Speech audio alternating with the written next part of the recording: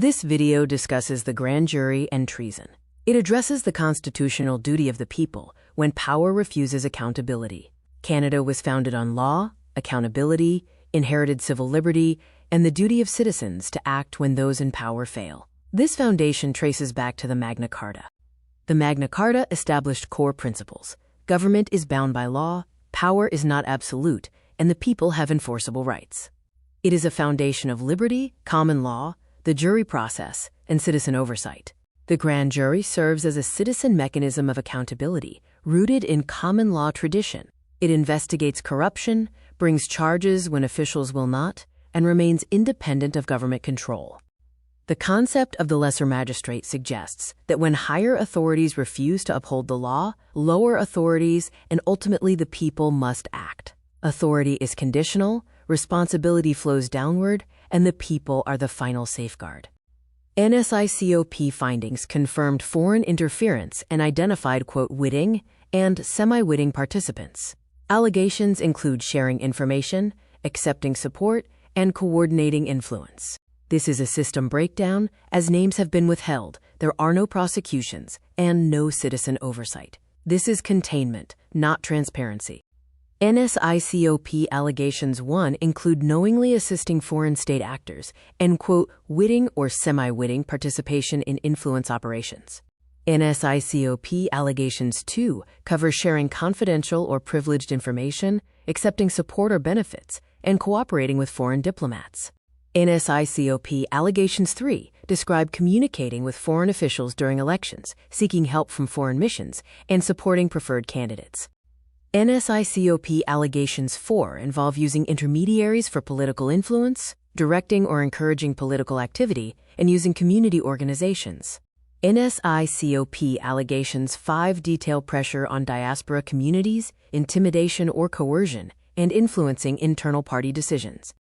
NSICOP allegations 6 mention influencing public policy decisions, long-term cultivation of relationships, and using staff as access points. NSICOP allegations 7 highlight information flowing to foreign entities, prioritizing foreign interests, and persistent coordinated interference. Allegations against Han Dong include PRC-linked nomination support, transport of international students, and contact with a Chinese diplomat. He denied wrongdoing, left caucus, and settled a lawsuit. Allegations against Michael Chan include close ties to PRC officials, being mentioned in intelligence discussions, and appearing in inquiry materials. He denied wrongdoing. Regarding Justin Trudeau, scrutiny focused on his awareness of interference warnings, the questioning of his response, and his inquiry testimony. Currently, there is no allegation of collusion. Scrutiny of Bill Blair centers on receiving CSIS intelligence, questions about his handling and timing of responses, and national security oversight issues. Marco Mendicino's scrutiny as public safety minister involved questions about his CSIS awareness and the evidence he provided during the inquiry. Katie Telford, PMO chief of staff and a central inquiry witness, had her knowledge and response regarding the interference examined. Brian Clow, a PMO official, was involved in the intelligence flow, and his level of awareness underwent review.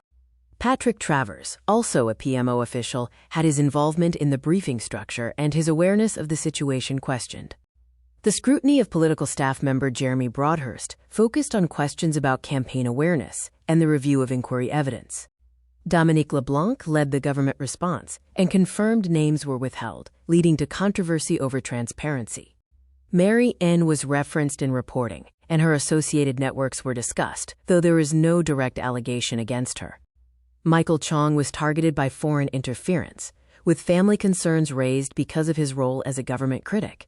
Kenny Chiu was a target of a WeChat disinformation campaign, which prompted a planned CSIS briefing and subsequent public warnings. Bob Soroya's context involves threats reporting, concerns about foreign pressure, and references made during the inquiry. David Johnston faced controversy in his role as special rapporteur, deciding against a public inquiry, and ultimately resigning under pressure. The core issue is that allegations exist, interference is confirmed, but names are withheld, and no enforcement has occurred, showing a breakdown of accountability. A citizen-led, evidence-based, and independent grand jury restores accountability when institutions fail to act.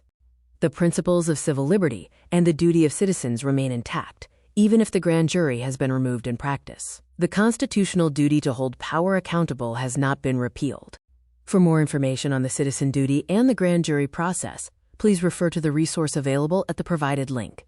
This concludes the video on the grand jury and treason. Thank you for watching.